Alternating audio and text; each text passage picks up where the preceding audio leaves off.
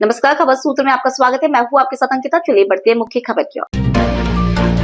रमजान महीने का आखिरी जुम्मा आज है। अलविदा जुम्मा के बाद ईद की मनाने की तैयारियां शुरू हो जाती हैं।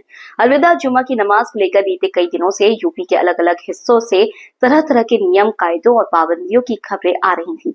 हालांकि अलविदा जुम्मा की नमाज को लेकर शासन प्रशासन ने पूरी तरह कमर कस ली है। बीते कई दिनों से संभल में नमाज को लेकर ओहापोह के मुद्दे पर संभल डीएम डॉक्टर राजेंद्र पेंसिया ने स्थिति साफ कर दी है। डीएम ने पब्लिक प्लेसेस को छोड़कर कहीं भी नमाज पढ़ने की छूट दी है। डीएम ने कहा कि हमारी माइक्रो लेवल पर नियोजन हो चुका है। ग्राम मोहल्ला स्तर से लेकर जनपद स्तर तक हुई बैठकों के दौरान सभी ने सहयोग और सौहार्द का वातावरण बनाने का प्रॉमिस किया है। हमारी सुरक्षा व्यवस्था भी पर्याप्त है। त्रिस्तरीय सुरक्षा व्यवस्था की गई है। 29 मजिस्ट्रेट लगाए हैं, जबकि पब्लिक प्लेस पर नमाज की इजाजत नहीं है। बाकी अपने स्थानों, अपने घरों पर जहां भी चाहे नमाज अदा कर सकते हैं। जामा मस्जिद के आसपास सुरक्षा के तगड़े इंतजाम किए गए।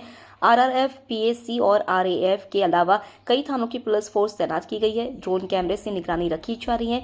सड़क पर नमाज अदा करने वाले लोगों पर मेरठ पुलिस ने सख्त एक्शन लेने की चेतावनी दी है। पुलिस ने लोगों से ईद के अवसर पर मस्जिदों, ईदगाहों और अपने घरों में ही नमाज पढ़ने की हिदायत जारी है।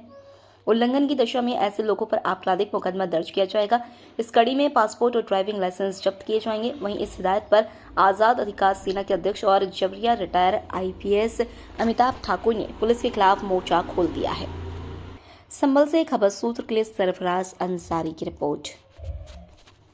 नमाज उसके लिए क्या तैयारी है आपकी? हमारी माइक्रो और मैक्रो लेवल पर नियोजन हो चुका है और ग्राम और मोहल्ला स्तर से लेकर के जनपद स्तर तक पर्याप्त बैठकें हुई हैं और सभी लोगों ने सहयोग का और सौहार्दता बनाए रखने का प्रॉमिस भी किया है और हमारी सुरक्षा व्यवस्थाएं भी प्राप्त है। त्रिस्तरीय सुरक्षा व्यवस्था है और 29 हमने मजिस्ट्रेट लगाए हैं, तो पर्याप्त तैयारियां हैं और बहुत अच्छे से आज जो अलविदा की नमाज है वो संपन्न की जाएगी।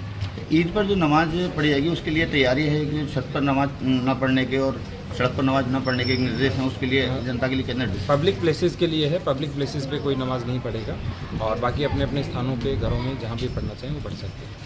छत पर और सड़क पर नहीं है जी? सड़क के ऊपर नहीं पढ़ सकते हैं, बाकी कहीं भी पढ़ें। पूरी तरह सतर्क है। जोनल सेक्टर व्यवस्था लागू है और नमाज पूरी तरह शांतिपूर्वक ढंग से संपन्न कराई जाएगी। यह सुनिश्चित किया जा रहा है, कहीं भी अशांति नहीं है। सर, पैरामिलिट्री फोर्सेज और मजिस्ट्रेट्स वगैरह की तैनाती भी यहाँ पे की गई है। पर्याप्त पुलिस बल लगाई गई है और आरआरएफ, पीएसी के साथ सिविल पुलिस भी तैनात है और सेक्टर जोनल व्यवस्था लागू है।